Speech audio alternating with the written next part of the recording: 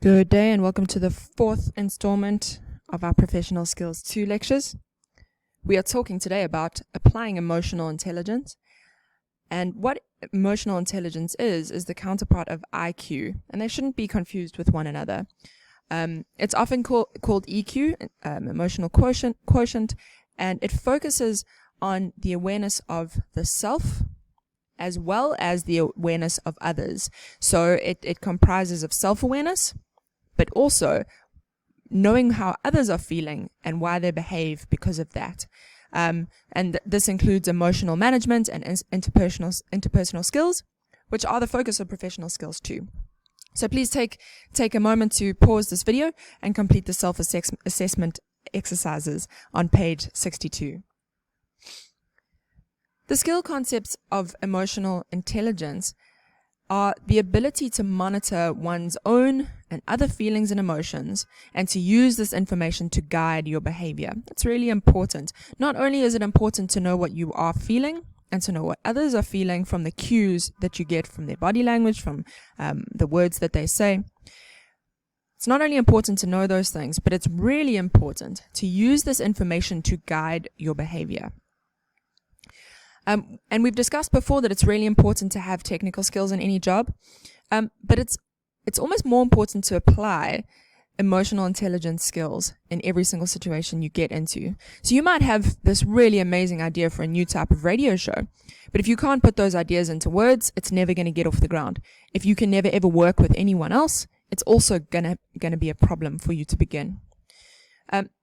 Another example is coming to your lecturer and starting off a sentence with saying, "I have a problem."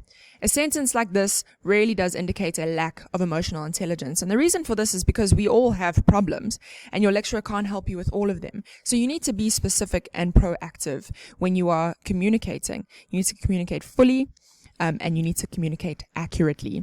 And these are skills involved in emotional intelligence. So we spoke about behaviors that indicate that you might have a problem with self-awareness. These behaviors indicate that you have got good emotional intelligence, among others. So the first one is being able to articulate your ideas in an easy-to-understand manner. You are good at developing rapport and building trust. You are also good at obtaining support and consensus, seeking to understand others, and you're good at inspiring others and motivating them individually. Remember, I always challenge you to look up words online. You've got access to the internet. If you don't understand a word on a slide, please look it up. And you can even post the answer on Core Campus if you feel that others might benefit from it. So if you don't understand what the word rapport means or consensus, please take a moment to look them up, pause the video, and then play once you understand them. Emotional competence.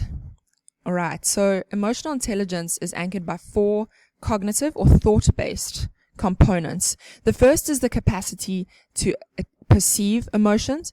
So to perceive emotions, how good are you at noticing emotions in other people? Think about Sheldon again. He isn't very good at perceiving emotions in others. He isn't able to identify sarcasm, and he often has to ask for clarification on how people are feeling. Next is to be able to integrate emotion into thought. So can you put value judgments on the things that you are thinking? Thought, we think, is purely logical, but it isn't always. Our emotions are integrated in the thoughts that we think. To be able to understand emotions, and this often comes down to being able to put names on emotions. Like we said about self-awareness, do you just call emotions happy, sad, angry, or do you have a wider range of emotion words? And then to be able to manage your emotions effectively. It is important for us to let out our emotions, to experience them. But it's also important that you don't do this at inappropriate times. Being able to manage our emotions in settings is an important part of emotional competence or emotional intelligence. So I want you to think about why each of these components is important. I have given you a few ideas to dwell upon. So the self and emotional intelligence. The first important aspect of EI or EQ involves yourself. How aware are you of your own emotions, and how well do you manage your own emotions? You get certain people who aren't very aware of their own emotions, and when something bad happens to them or something good happens to them, we can see it on their face immediately. And maybe that doesn't mean that they're not aware of it. Maybe they're just happy to let it out. But sometimes if you have a bad morning, it isn't always appropriate to let it out at, the taxi driver on the road, or maybe it is. It's up to you. It isn't always appropriate to let it out on a coworker though, because they had nothing to do with it. So if you aren't aware of the fact that you're grumpy, you might be more likely to let out that grumpiness on somebody else. The second aspect of emotional intelligence involves others. So are you aware of the impact that your emotions, in the first aspect, might have on others? So some people might not be aware that their emotions will affect others negatively. So in the scenario of you being grumpy with your coworker, you might think, it doesn't matter. They can bounce back. But that means that you're not aware of the impact that your emotions have on others. And this might mean that you lack empathy. So what is your degree of empathy for the emotion of others, and how are you able to manage your relationships with others based on this empathy? Because if you don't care how other people are feeling ever, that is a problem. Yes, often other people just feel negatively for no good reason, and you can't take responsibility for that. But you do need to think, how is this behavior going to impact other people, especially in a management position, in a relationship position? All of those situations do mean that you have to be aware of how others might take your behavior. These aspects are summarized on a table on page 64. So please go through them and make sure you understand what each and every single one of these mean. So research on emotional quotient has shown that it might actually be more important than IQ in the success of leaders. A bad example of this is Trump, because he has neither, but he's gone now, so we don't have to worry about him, although I don't necessarily think that's true. I think he's going to be back in a few forms. But what this means is that leaders who have good emotional intelligence, good emotional awareness, are better than leaders with really, really high IQs, because they're not aware of their own emotions and the impact that their emotions and behavior have on other people. So leaders who are attuned to their own feelings and the feelings of others use this understanding to enhance personal, team, and organizational performance. And they can't always do this with IQ, because people are whole entities. We can't really separate ourselves from our emotions, although we might try. We need to recognize that our emotions are an important part of us, and that they come into play in a big way when we're in the workplace, when we're achieving goals, and when we're keeping motivation. I mean, what is motivation other than an emotion? Emotional intelligence also makes a positive difference in sales performance and in ratings of job performance. So people with higher emotional intelligence will get better performance reviews. So it is a good idea to work on your emotional intelligence. So how might you apply emotional intelligence? The first step is to be self-aware. Now, you've done the self-awareness questionnaires. You are on a journey of becoming a lot more self-aware. And then to act congruently. What does that mean? Is that you act in line with who you are. You're aware of yourself and you act in line. You don't try to change yourself too much. You don't try to do things that you hate. You act in line with who you are. The most respected leaders are those who understand their strengths and weaknesses, and who are aware of their feelings and have control over their impulses. I want you to think of an effective leader that you know, and think of how they fit into this. For example, think of a boss who is actually really bad at something, but refuses to ever ask for help. That means that they're not aware of their strengths and weaknesses, and are also uncomfortable asking for help. And asking for help is a sign of emotional intelligence. To apply EI, you also need to share your feelings in a straightforward and composed manner. Remain calm in a crisis and recover from mistakes. How calm are you in a crisis? How well do you recover from mistakes? Because those will give you a little bit of information about your emotional intelligence. And all of these are related to high degrees of impulse control, stress tolerance, optimism, and social responsibility.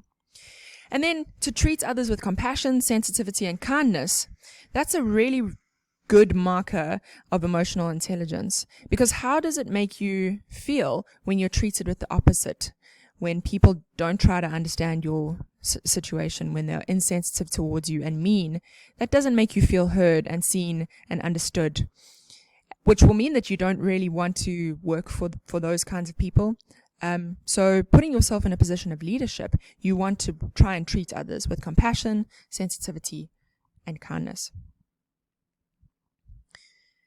Next, is to alter your actions based on the potential actions of others. So this involves making decisions about how and when to say or do something. For example, you want to borrow money from a family member.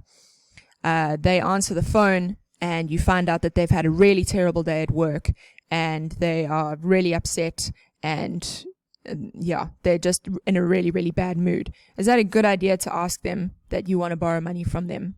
Probably not.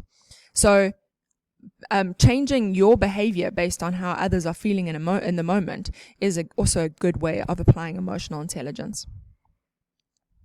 Next is being open to the opinions of other people. This is really important. We discussed that with regards to self-awareness. Do you have a very rigid sense of self? In other words, you are not willing to change your opinion even when given evidence to the contrary.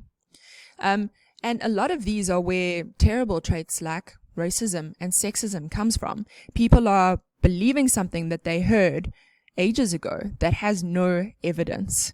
And they won't change that belief because they have low self-awareness, low emotional intelligence. And my question to you is, what do you think of a person who shuts down all of your ideas before hearing you out? You're not going to respect that person. You're not going to want to work for that kind of person. The next thing is to build and mend relationships, because this is a lot of what life is about, is building relationships with people. And then when those relationships see trouble, trying to sort out anything that has happened negatively in that relationship. Because when you have harmonious relationships with others, we tend to work better with them. The last slide involves being a change catalyst. You have to be comfortable with change, and you have to be happy convincing other people that change is necessary. You also have to confront problems head on, and you need to be fair when you confront them, and do it for a just cause. We all know someone who just likes to fight for the sake of it. We're not talking about that. That is just fighting for no good reason, and it does not display emotional intelligence.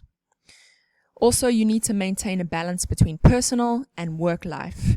And they should be given equal attention. One shouldn't be neglected to the detriment of others, because we need to be fully rounded people.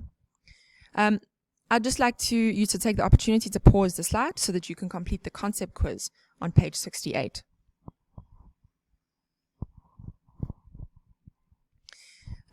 So here are a couple of examples of signs that you have low emotional intelligence, and I want you to think about whether these apply to you.